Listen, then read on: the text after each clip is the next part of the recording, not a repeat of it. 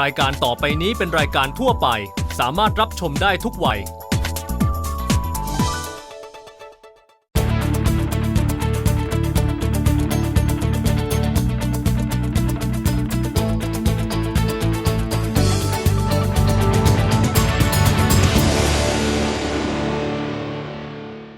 สนับสนุนโดยแลกเงินด้วยบัตรเครดิตกสิกรไทยเที่ยวก่อนจ่ายทีหลังไม่มีค่าธรรมเนียมผ่อนชำระได้จากธนาคารกสิกรไทยสวัสดีค่ะเมื่อเอ่ยชื่อ Greenpeace เชื่อว่าท่านผู้ชมหลายท่านคงจะคุ้นหูนะคะในฐานะที่เป็นองค์กรเคลื่อนไหวด้านสิ่งแวดล้อมชื่อดังระดับโลกมองเรามองโลกวันนี้เราจะพูดคุยกับผู้อำนวยการบริหาร Greenpeace สากลคุณคูมิไนดูพูดการหลายประเด็นค่ะเกี่ยวกับภารกิจของ Greenpeace ปัญหาสิ่งแวดล้อมที่ทุกวันนี้พวกเรามองข้ามไม่ได้แล้วรวมถึงว่าทำไมการรณรงค์ของ Greenpeace บางครั้งจะต้องดูเสี่ยงภัยและท้าทายค่ะGreenpeace ก่อตั้งขึ้นในปี 1971 ที่ประเทศแคนาดา โดยกลุ่มคนเล็กๆ ที่ล่องเรือไปเพื่อต่อต้านการทดลองนิวเคลียร์ของสหรัฐอเมริกาที่เกาะแอมชิตกาในรัฐ阿拉斯กาการกระทำครั้งนั้นส่งผลให้สหรัฐทดสอบระเบิดนิวเคลียร์ได้เพียงครั้งเดียวและต่อมาเกาะแอมชิตกาก็กลายเป็นเขตรักษาพันธุ์นกจากจุดเริ่มต้นในวันนั้น Greenpeaceเดินหน้าเคลื่อนไหวเพื่อสิ่งแวดล้อมอย่างจริงจังไม่ว่าจะเป็นการหยุดภาวะโลกร้อนการกำจัดสารพิษเช่นขยะอิเล็กทรอนิกส์การปกป้องทะเลและมหาสมุทรการรักษาพื้นป่าการยุติพลังงานนิวเคลียร์และการปฏิเสธการตัดต่อพันธุกรรมเป็นต้นโดยมีการใช้เรือเป็นส่วนสำคัญในการรณรงค์ซึ่งปัจจุบันมีอยู่ทั้งหมด3ลำในการปฏิบัติการที่มีชื่อเสียงที่สุดคือเรือ Rainbow Warrior หรือเรือนักรบสายรุ้ง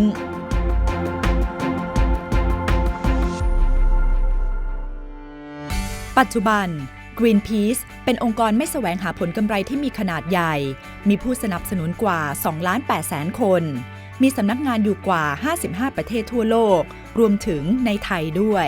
โดยมีสำนักงานใหญ่อยู่ที่กรุงอัมสเตอร์ดัมประเทศเนเธอร์แลนด์นายคูมิไนดูชาวแอฟริกาใต้วัย 50 ปีเป็นอดีตนักต่อสู้การแบ่งแยกสีผิวในแอฟริกาใต้เขาผ่านการจำคุกหลายครั้งจากการต่อสู้ของเขาจนต้องอพยพไปอยู่ประเทศอังกฤษช่วงระยะเวลาหนึ่งเขาได้สำเร็จการศึกษาระดับปริญญาเอกด้านรัฐศาสตร์จากมหาวิทยาลัยออกซฟอร์ดภายหลังคูมิมีโอกาสกลับมายังแอฟริกาใต้และทำงานเคลื่อนไหวเพื่อสังคมมาโดยตลอดจนในปี 2009 คูมิได้ดำรงตำแหน่งผู้อำนวยการบริหาร Greenpeace สากลและต่อสู้เพื่อสิ่งแวดล้อมมาจนถึงปัจจุบันKumi, is the mission of Greenpeace today the same or different compared to the past? The mission is not fundamentally changed because the two key words in Greenpeace is green and peace, right? And that, in a sense, is what we have always been about. We've been about working for a more peaceful world, but also a world where we protect the environment because we see a fundamental link between peace and the environment. And you might be surprised that the source of authority on this that I'll quote is the CIA and the Pentagon, because in 2003 they commissioned a report which they handed to President Bush, which said that in the coming decades, the biggest threat to peace, security and stability will not come from terrorism or conventional threats, but will come from the impacts of climate change. What is the world that Greenpeace wants to see? The world we want is firstly a world where people can live on. Because you see, many environmentalists say, save the planet. I also say save the planet. But actually, in reality, we don't really need to worry about saving the planet. Because if humanity continues the way that we are, if we continue to warm up the planet, and we are headed for a 4-degree world at the moment, where we will not be able to survive. Already we are seeing in India and Pakistan, hundreds of people have died just from heat waves, right? Mm-hmm. If we continue like that, what will happen is we'll warm up the planet to a point where humanity cannot exist here. If that happens, actually the planet will still be here. It'll be bruised, battered and scarred by humanity's crimes on it, but we will be gone, the planet will still be here. and the forests will replenish and the oceans will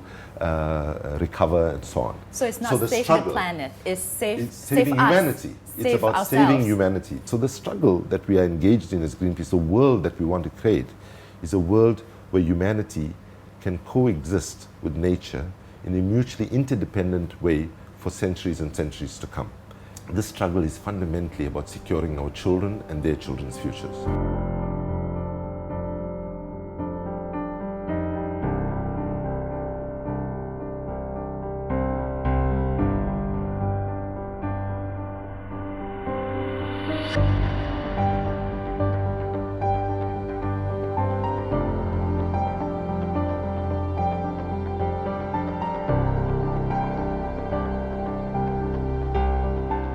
There are so many environmental issues and of course interrelated with other issues and concerns as well. But in Greenpeace's point of view, what are the priority or top issues that we have to tackle today?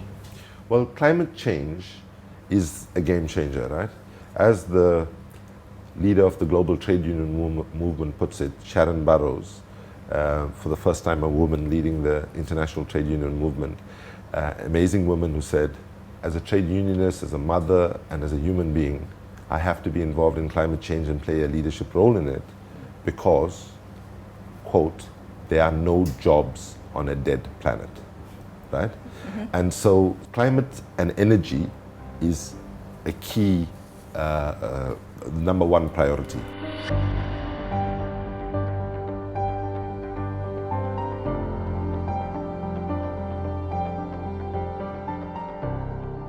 But related to that is protecting forests. And we know that forests have very important biodiversity, they help with knowledge, medicines, they offer us homes to hundreds of thousands of forest-dependent communities and so on. But we also know that even if you don't like trees, or you don't like biodiversity, it's in the self-interest of humans now to protect forests because we now understand that the forests are the lungs of the planet. Because all the pollution that we put up, the problem is there's more and more carbon pollution from burning oil, coal and gas and less forests, right?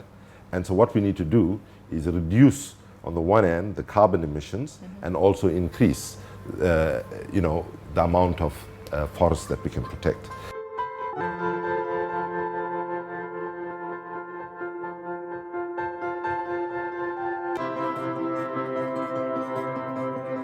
The third issue is oceans, and for Southeast Asia, oceans is a critically important thing. Millions of people in Southeast Asia and about more than 1 billion people around the world rely on oceans as a primary source of protein, right? And so right now, our oceans are threatened by overfishing, by dumping of toxics, including oil spills, because our governments are giving licenses to companies to go and drill in very risky places like the Arctic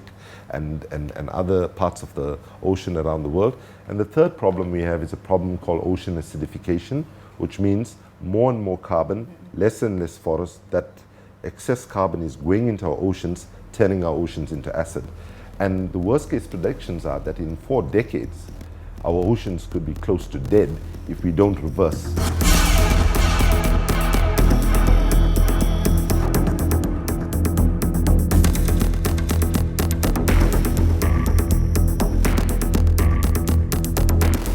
The other issue is food itself, because our food, and we have a program at Greenpeace called Food for Life. And right now, our food system is completely broken. At the moment, 1/3 of the food that is produced globally is wasted and dumped. That's not simply a bad thing, that's a crime. That's a crime in the face of so many human beings not being able to have even one decent meal a day.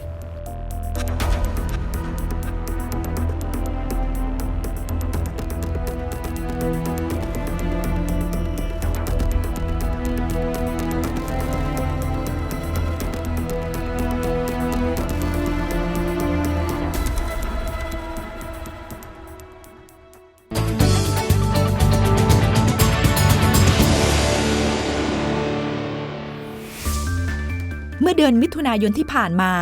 ศาลของประเทศเนเธอร์แลนด์ได้ออกคำสั่งให้รัฐบาลเนเธอร์แลนด์ต้องลดการปล่อยก๊าซเรือนกระจกของประเทศลงอย่างน้อย 25% จากปี 1990 ให้สำเร็จภายในปี 2020 หลังมีนักสิ่งแวดล้อมและประชาชนราว 900 คนร่วมกันยื่นฟ้องศาลให้รัฐบาลมีมาตรการต่อต้านภาวะโลกร้อน On climate change, the Dutch court actually ordered the government to reduce its greenhouse emissions by 25% by the year 2020. Is this a victory for an environmentalist like you? This is a very important victory for environmentalists, but also for those who are concerned about making sure our legal systems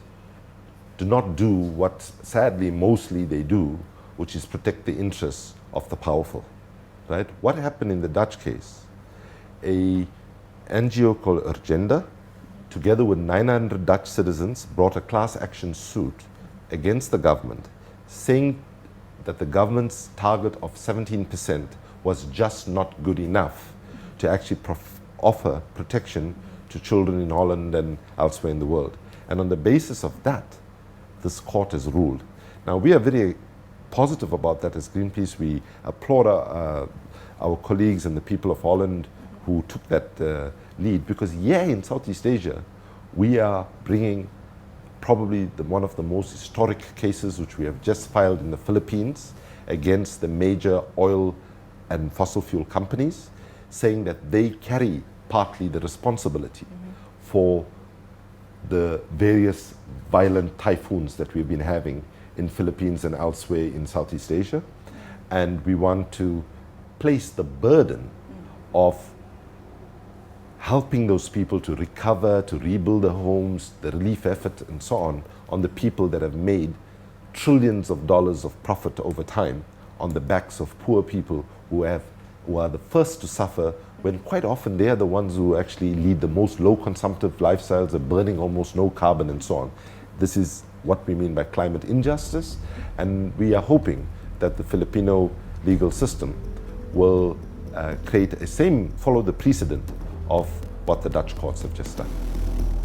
ในขณะที่หลายประเทศมีแนวคิดในการผลิตพลังงานนิวเคลียร์เพื่อเป็นพลังงานทางเลือกในการสร้างความร้อนและผลิตกระแสไฟฟ้าแทนการใช้พลังงานฟอสซิลซึ่งกำลังจะหมดไปแต่หนึ่งในภารกิจสำคัญของ Greenpeace คือการต่อต้านการใช้พลังงานนิวเคลียร์โดยมองว่าเป็นพลังงานที่จะสร้างปัญหาร้ายแรงให้มนุษย์และสิ่งแวดล้อมไม่ว่าจะเป็นอันตรายจากพิษของพลังงานนิวเคลียร์หากมีการรั่วไหลรวมถึงสารพิษที่เกิดจากกากของเสียของพลังงานนิวเคลียร์ซึ่งยังไม่สามารถหาทางกำจัดในเวลาอันสั้นได้ Greenpeace opposes nuclear energy. Why is that? Why don't you consider it as an option? Because it doesn't emit any greenhouse emission and therefore it might be a viable option. Well, firstly, we must break the myth that nuclear does not have any emissions associated with it, right? The whole process of how you build nuclear plants, the energy that's associated with it, and so on, it's not as carbon neutral as the industry would like us to believe, but of course, it is not a fossil fuel, and we accept that. And not coal. Yeah, of course, and coal, we would argue, is the worst form of fossil fuels. So to put it in one sentence, why it's wrong. Nuclear is too expensive, it's too dangerous, and as a solution to climate change, meaning whether it can replace our current dependency on fossil fuels with nuclear, will deliver too little too late. Because after Fukushima,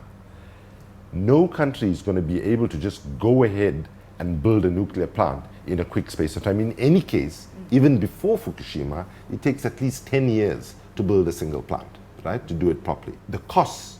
if you do a cost-benefit analysis, it's a no-brainer that we shouldn't be going into nuclear, we should be going into renewable energy. The one thing, they cannot look us in the eye and say that they have a solution to the storage of spent nuclear waste at the end of the nuclear cycle.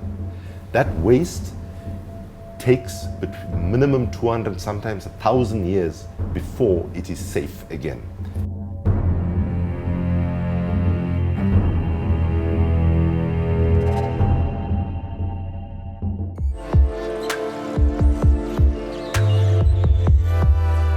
GMO เป็นนวัตกรรมทางวิทยาศาสตร์ในการดัดแปลงพันธุกรรมของสิ่งมีชีวิตเพื่อให้ได้คุณลักษณะที่หาไม่ได้ในธรรมชาติเช่นเมล็ดพืชที่มีความทนทานต่อแมลงทนทานต่อสภาพอากาศมากขึ้นแต่ GMO เป็นสิ่งหนึ่งที่ Greenpeace เดินหน้าในการต่อต้านมาโดยตลอด Greenpeace ให้เหตุผลว่าเทคโนโลยีนี้ยังใหม่และไม่แน่นอนอาจส่งผลต่อสุขภาพของประชาชนรวมถึงสร้างระบบผูกขาดให้กับบริษัทที่จำหน่ายเมล็ดพันธุ์ GMO ด้วย One of your concerns is food security, but at the same time, Greenpeace is against GMOs, and you really oppose that. Why is it not a considerable option to help with food security issue? What we are seeing is that agriculture that has worked for centuries and centuries are being destroyed. We are seeing in India a massive rate of farmer suicides as a result of GMO companies getting access to go in and you have crazy situations where, for example, because profit is what drives it, seeds that farmers might have at the end of a growing season have to be given back to where they get it from. Then that comes with dependencies on fertilizers and pesticides and so on, which, by the way, are all owned by the same 5 or 6 companies in the world. Just because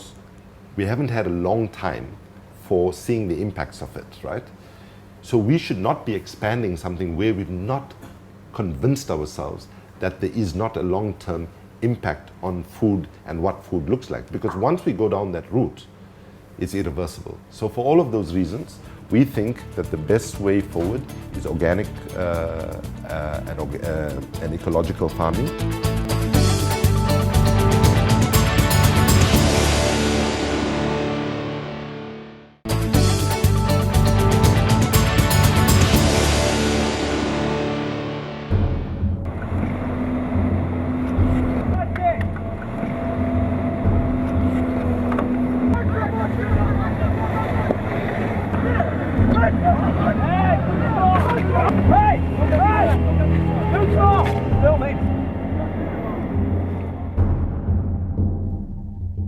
การรณรงค์ของ Greenpeace ยึดแนวทางอารยะขัดขืนแต่ในขณะเดียวกันก็มีความเสี่ยงภัยและท้าทายเพื่อดึงดูดให้ผู้คนสนใจ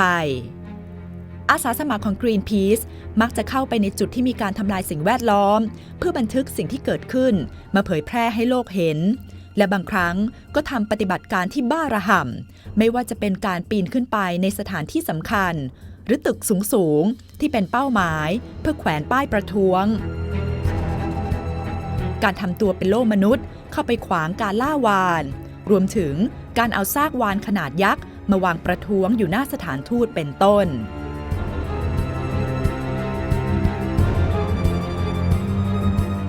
ในปี 2011 คูมิถูกจับเข้าคุกเมื่อเขาได้พยายามปีนแท่นขุดเจาะน้ำมันที่ชายฝั่งกรีนแลนด์และในปี 2013 นักเคลื่อนไหวของ Greenpeace จำนวน 28 คนถูกจับกุมกลางมหาสมุทรอาร์กติกบริเวณขั้วโลกเหนือเนื่องจากได้พยายามปีนขึ้นไปบนแท่นขุดเจาะน้ำมันกลางทะเลของรัสเซียเพื่อประท้วงการขุดเจาะน้ำมันในบริเวณดังกล่าว Greenpeace is well known for all of its daring acts. You yourself jumped onto oil platforms in the Arctic and got jailed as well. Do these tactics actually yield the results that you want? Do they work? We are presenting a very alternative view of what the world should look like. Just because a view is alternative and outside of the mainstream doesn't make it wrong. Once upon a time, slavery was normal, colonialism was normal, denying women the right to vote was normal, and the first people that stood up and said, this is wrong, we must change it, were treated the same way that Greenpeace gets treated now in some quarters when we stand up. So penetrating our messages in the media and so on is not an easy thing to do. However, when we take peaceful, non-violent direct actions or civil disobedience, we do it very consciously because, like when we go to the Arctic,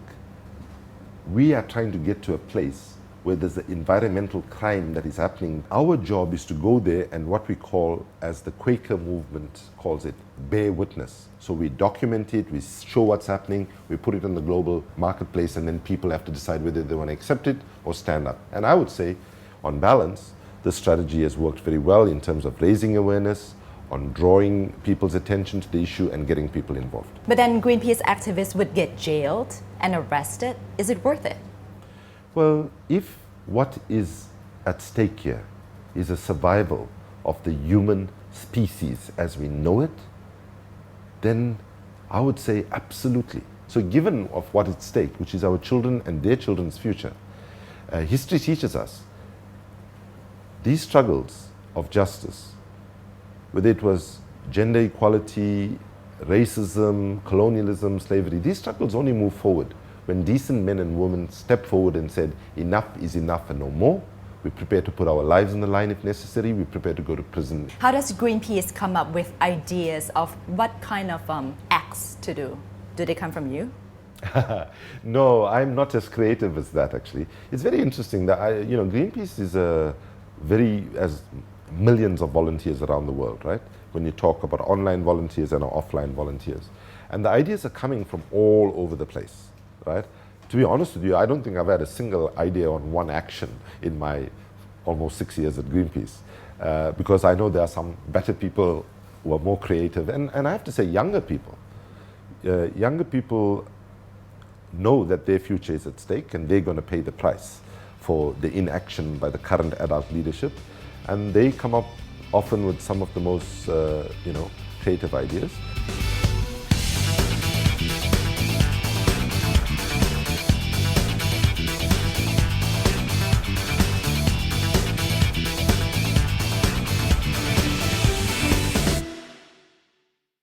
การเคลื่อนไหวของ Greenpeace มีอีกหลายแง่มุมที่น่าสนใจให้ติดตามค่ะ สัปดาห์หน้าเราจะมาดูความอิสระในการทำงานของ Greenpeace โครงการรณรงค์ที่ประสบความสำเร็จ รวมถึงการตื่นตัวของประชาคมโลกในการรักษาสิ่งแวดล้อมกันค่ะ พบกันใหม่สัปดาห์หน้า วันนี้สวัสดีค่ะ